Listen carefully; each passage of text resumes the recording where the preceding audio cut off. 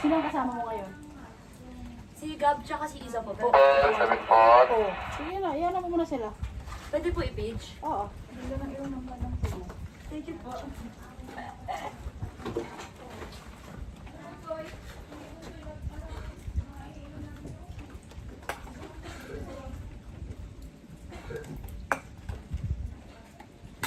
Waterfall.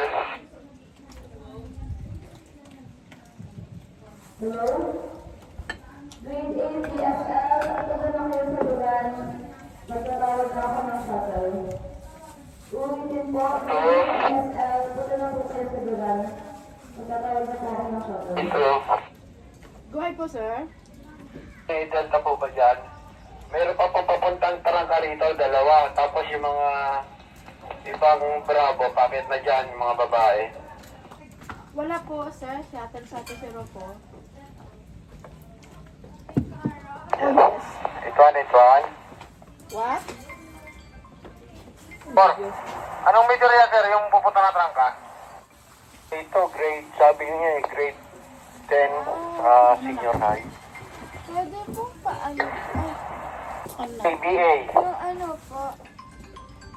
Na grade 10 at saka po, naiwan sa school. Victor. Oh. Yun ang sabi niya. Blue po siya. Eh, hindi ko rin naman alam kung wala man akong info rin eh. Keisha, pwede magpasuyo. Tawagin mo si Gab tsaka si Iza. Basta nagsabi sa'yo, Nandun sir. sila sa Saan mo ba din naiwan? Ano? Patanong nga dyan sa bata kung ilan sila. Anong palang mga kasamang grade 7. Tapos, dahil nga po may national ID kinuha Tuwan-tuwan, ko nasa labas na eh. yung birth Tama mo na. certificate ko po sa Ang alam ko registrar. grade 10 to sa 12 eh, sinasabi. Tapos, baka naiwan ko po din doon sa registrar. Ata. Or sa ano po. Ituan, ito. Ituan, ito. Ituan. Ituan. Good afternoon. Pag may matofay po kayong blue umbrella, nasa may Ano po? Nara po o sa admin. sa Nara daw po or sa admin, pakipadala lang po sir, kahit cheese kami doon sa daw po.